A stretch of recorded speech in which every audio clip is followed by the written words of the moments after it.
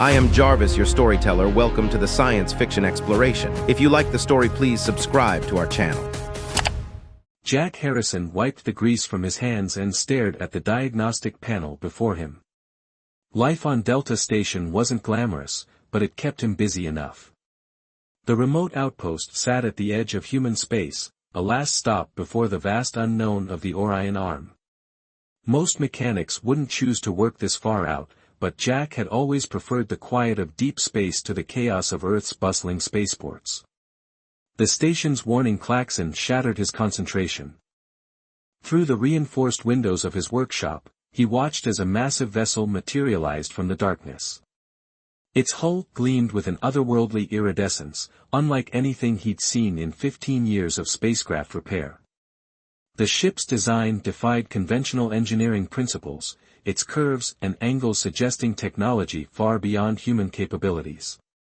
"Harrison, emergency dispatch to Bay 7, the station's AI announced. Priority Alpha. Unscheduled arrival requesting immediate assistance." Jack gathered his tools, his mind racing through possibilities. Priority Alpha meant life support systems were at risk. As he hurried through Delta Station's corridors, the metal grating echoing beneath his boots, he couldn't shake the feeling that this wasn't going to be an ordinary repair job. Bay 7's massive doors parted to reveal the alien vessel up close. Its hull towered above him, at least 3 times the size of the largest human ships he'd serviced. A soft hum emanated from within, but not the familiar rhythm of standard propulsion systems. This was something different, almost melodic. The ship's entry ramp descended with a whisper, revealing a figure that made Jack freeze in his tracks. She stood nearly 8 feet tall, her body covered in what appeared to be living armor that shifted colors like oil on water. Her face was distinctly humanoid but with features that spoke of evolutionary paths far removed from Earth, large, almond-shaped eyes that glowed with an inner light, and skin that seemed to capture and reflect the bay's harsh lighting. "I am Commander Naira of the Selenian Defense Fleet," she announced, her voice carrying both authority and urgency. "My ship requires immediate attention. We've sustained damage to our quantum core during an encounter with unexpected difficulties." Jack found his voice, years of professional experience kicking in despite his amazement. "Jack Harrison, Chief Mechanic. What symptoms are you experiencing with the core?" Naira's expression shifted, suggesting surprise at his direct approach. "The quantum harmonics are destabilizing. We've managed to contain the cascade effect, but our solutions are temporary." As they walked toward the ship's engineering section, Jack noticed details that didn't quite add up. The vessel's interior showed signs of recent combat, but the damage patterns weren't consistent with conventional weapons. More intriguingly, certain systems appeared to be deliberately masked, hidden behind panels that seemed unnecessarily complex for standard ship operations. "Commander," Jack said carefully, "I'm noticing some unusual configurations in your ship's layout. These modifications aren't standard for any defense fleet I've encountered." Naira's glowing eyes fixed on him with an intensity that made him want to step back.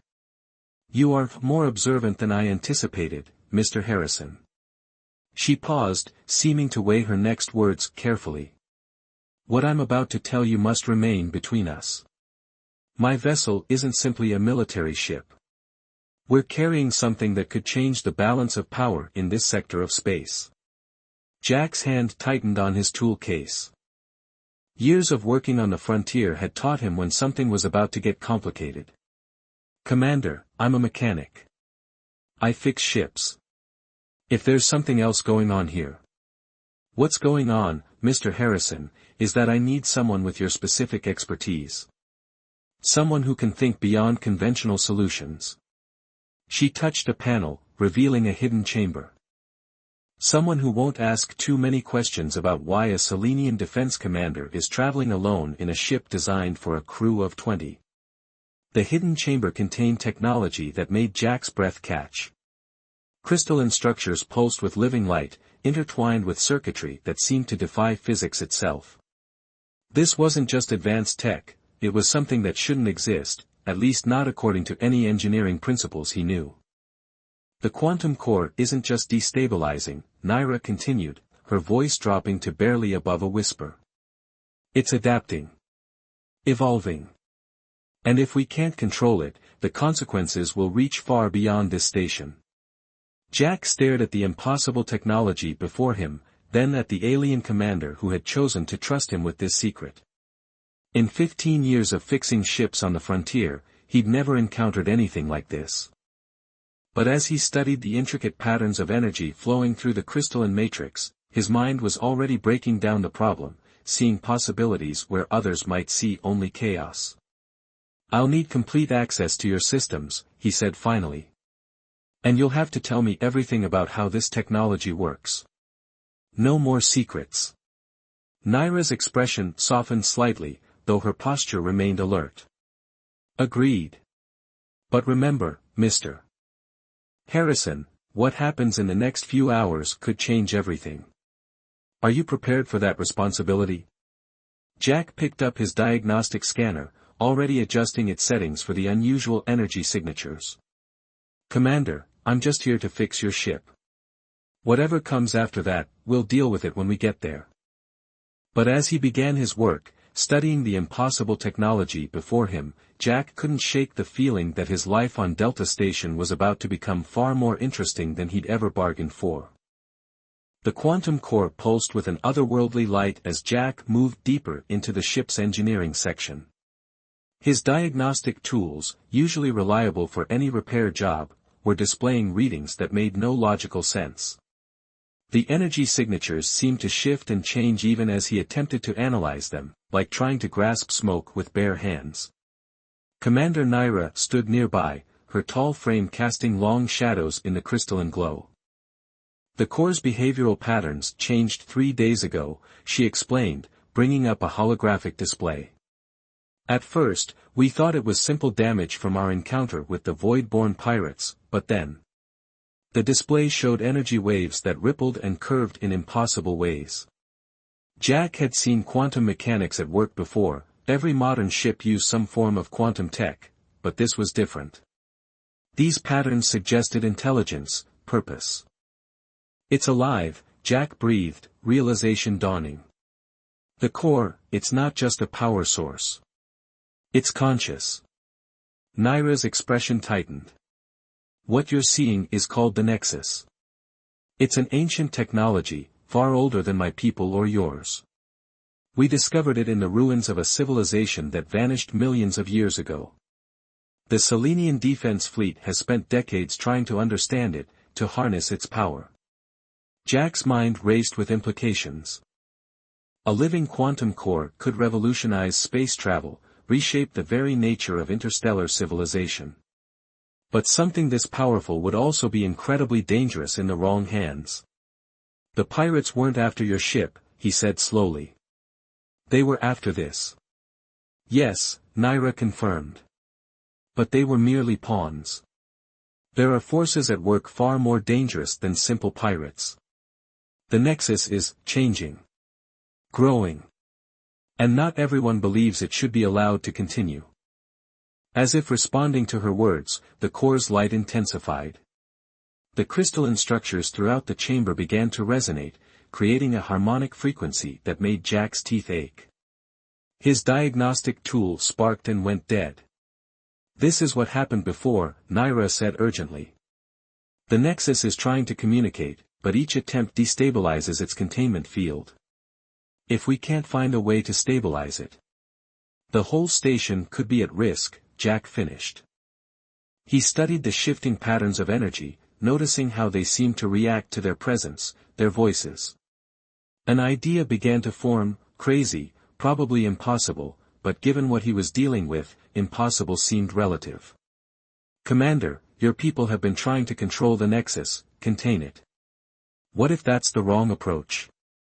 What if it needs to be understood instead? Naira's glowing eyes fixed on him. Explain. Jack gestured to the living light before them. These patterns, they're not random. They're responsive, adaptive. Like a child learning to speak. Maybe the instability isn't damage, maybe it's frustration. We're trying to force it to behave according to our rules of physics, but it operates on a completely different level. You're suggesting we attempt direct communication with an ancient quantum consciousness? Naira's tone suggested she thought he might be losing his mind. But there was something else in her voice too, hope, maybe even excitement. I'm suggesting we stop treating it like a machine that needs fixing and start treating it like what it is, a living entity that needs help.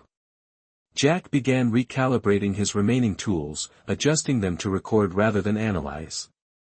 Your people found this technology, but maybe that's not the whole story. Maybe it found you. Naira was silent for a long moment, her armored form perfectly still. Finally, she spoke, "There's something I haven't told you, Mr. Harrison. Something about why I really came to Delta Station." She touched a control panel, and a new section of the chamber illuminated. What Jack saw there changed everything he thought he knew about the situation. In a suspended animation field, floating in a gentle swirl of quantum energy, was a small figure. It looked almost like a child, but its form was pure energy, its features constantly shifting between states of matter. "The Nexus isn't just growing," Naira said softly. "It's becoming something new. Something neither of our species has encountered before. And there are those who would destroy it, and this station, to prevent that from happening." Jack stared at the ethereal figure, understanding finally dawning.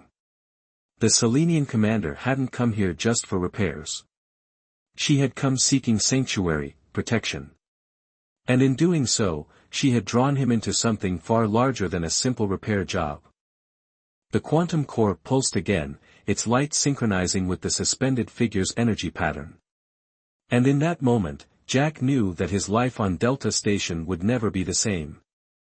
The station's alert system shattered the tense silence in the engine room. Red warning lights bathed the crystalline chamber in an ominous glow as Delta Station's AI spoke with urgent clarity, "Warning. Multiple unidentified vessels dropping out of hyperspace. Hostile signatures detected." Jack's hands flew across the control panels, bringing up the external sensor feeds. 3 warships had appeared at the edge of the station's scanning range, their design suggesting military vessels stripped of identification markers. Pirates didn't use ships like that. This was something else entirely. "The purifiers," Naira said, her voice tight with controlled anger. "They found us sooner than I expected." She turned to the suspended animation field where the quantum child floated, its energy patterns growing more agitated with each passing moment. "They believe any intelligence that can't be controlled must be destroyed.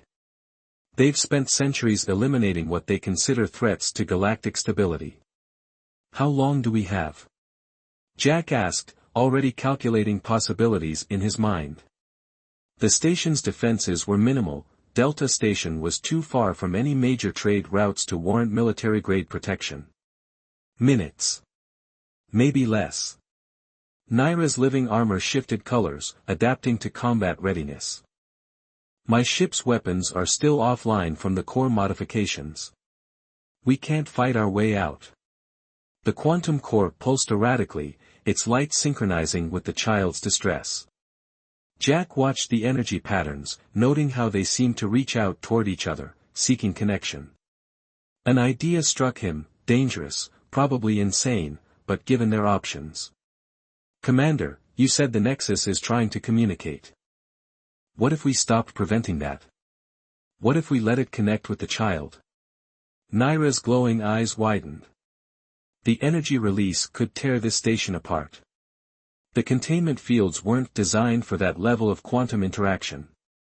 But they were designed by people thinking of it as a power source, Jack argued, already moving to the control systems. "We know it's more than that now. It's alive, and it's trying to protect its child. Maybe we need to trust it." A violent shudder ran through the station as the first warning shots were fired. The Purifier's weapons were designed to disable rather than destroy. They wanted the Nexus intact. But Delta Station's structural integrity wouldn't survive a prolonged assault. "Harrison to control," Jack called over the comm, "initialize evacuation protocols. Get everyone to the emergency shelters." He turned to Naira. Whatever happens next, we need to minimize casualties. The station rocked with another impact. Warning klaxons blared as systems began to fail across multiple decks. They were out of time.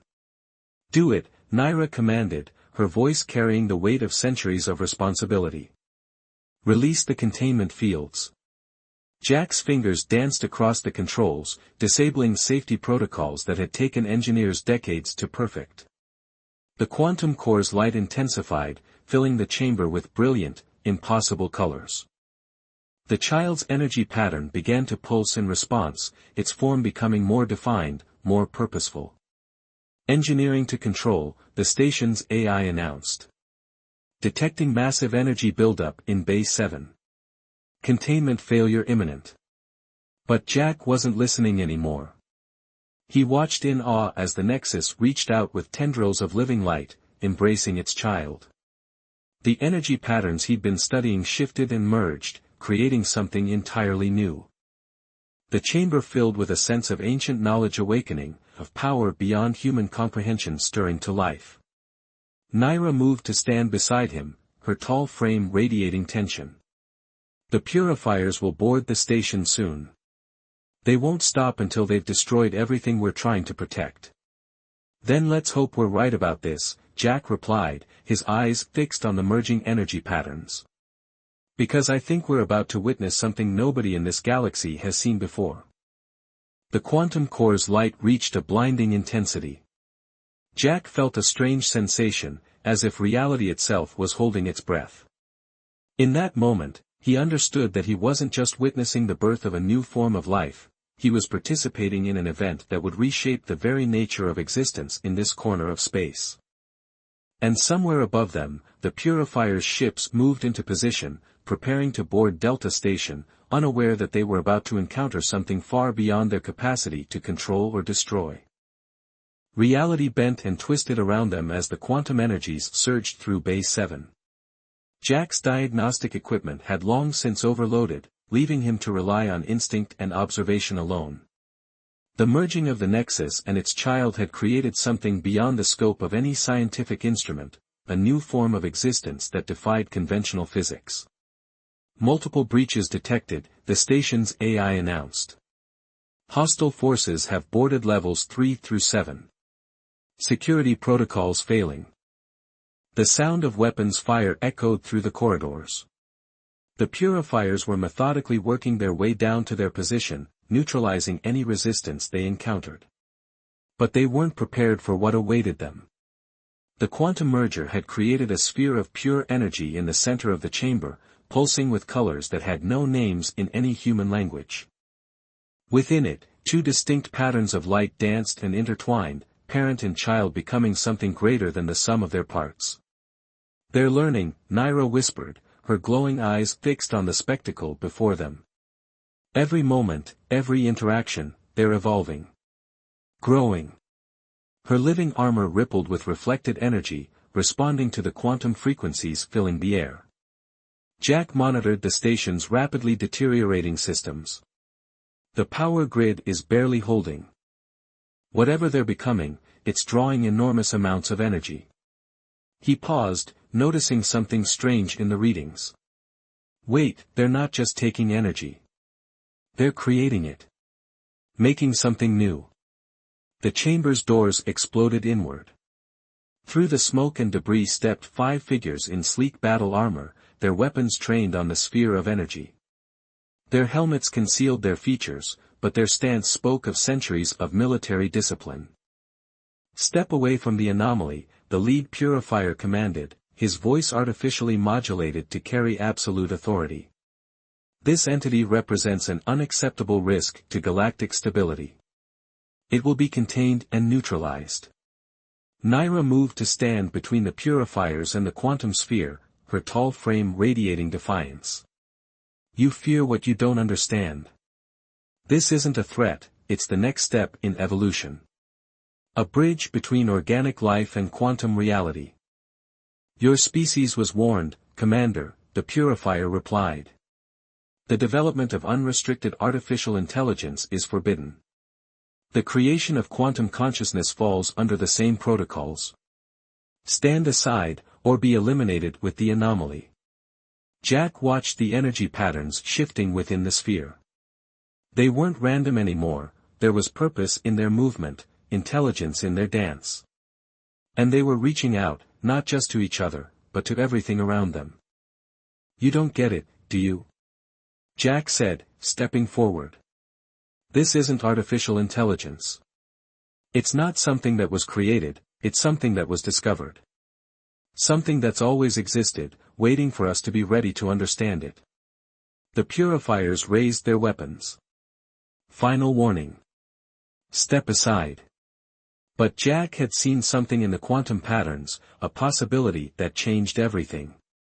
Commander, he said quietly to Naira, I need you to trust me. When I give the signal, drop your defensive shields. All of them. Naira's eyes widened slightly, but she gave an almost imperceptible nod. She had come this far trusting human ingenuity, she wouldn't stop now.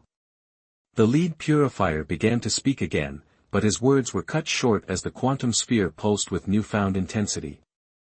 The energy patterns within it had aligned into a perfect symmetry, creating a resonance that seemed to vibrate through the very fabric of reality. Now! Jack shouted.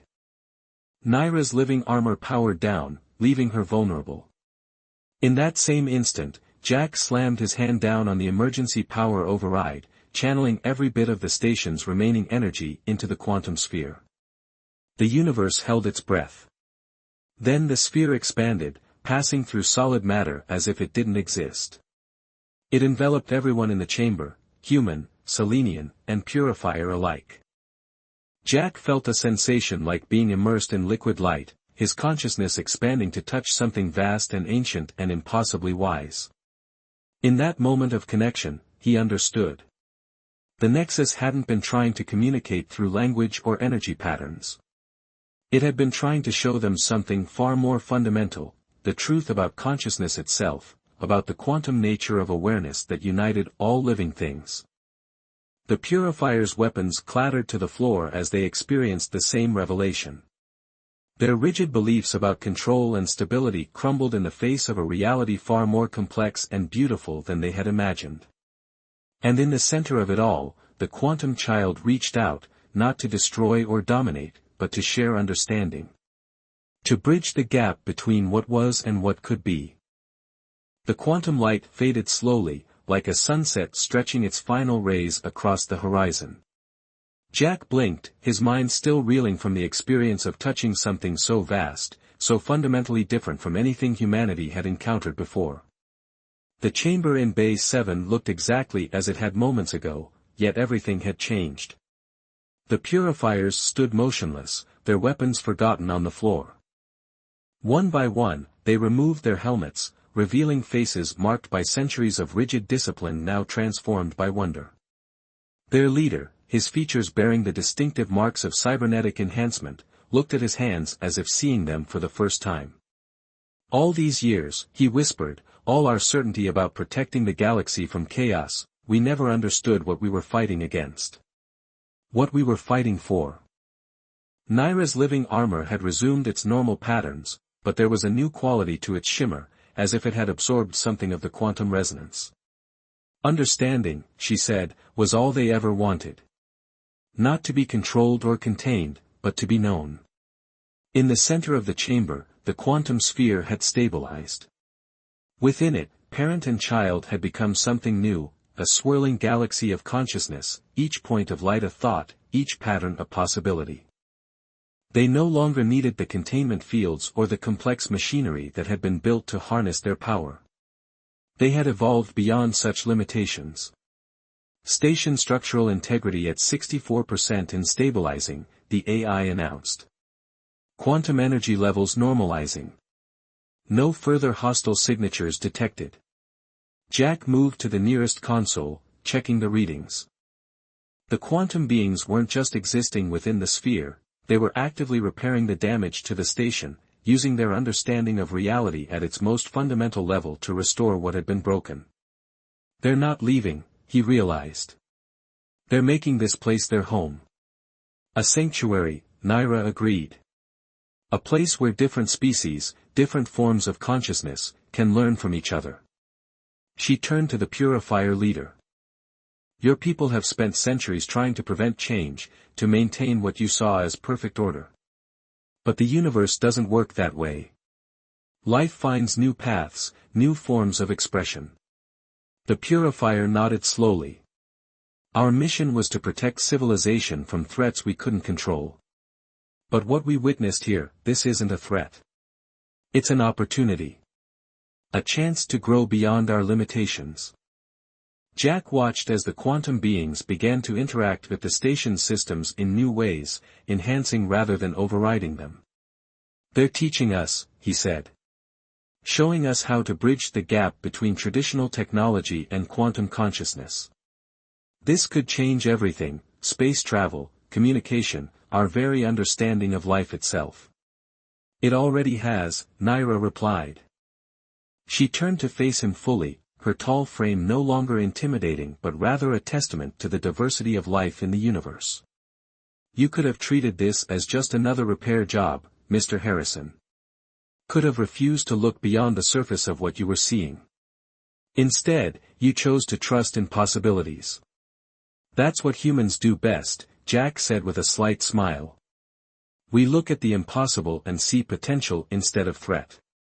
Sometimes it gets us into trouble, but sometimes. He gestured at the quantum sphere, now pulsing with gentle light, sometimes it leads to moments like this. The Purifier leader stepped forward, his bearing still military precise but softened by new understanding. Delta Station will need protection, not to contain what exists here, but to preserve it. To give others the chance to learn what we have learned. And my people will help, Naira added. The Selenian defense fleet can be reformed, become guardians of knowledge rather than just warriors. She looked at Jack. But we'll need someone who understands both the technical and the intangible. Someone who can help others bridge the gap between what they know and what they're ready to discover. Jack looked around the chamber, at the quantum beings who had chosen to make this remote station their home, at the purifiers who had found wisdom in what they once feared, at the Selenian commander who had trusted in possibility rather than protocol. His life had been simple before this moment, focused on fixing what was broken. Now he had the chance to help build something entirely new. Well, he said, reaching for his tools with renewed purpose, I suppose this station's not going to run itself. And someone needs to be here to explain to the next ship that comes through that they're about to encounter something extraordinary. The quantum sphere pulsed with what felt like approval, its light touching each person in the chamber with the promise of discoveries yet to come. On Delta Station, at the edge of human space, a new chapter in the story of consciousness had begun. And Jack Harrison, who had once been content to simply fix what others had built, found himself at the heart of a revolution in what it meant to be alive in a universe far more wondrous than anyone had imagined.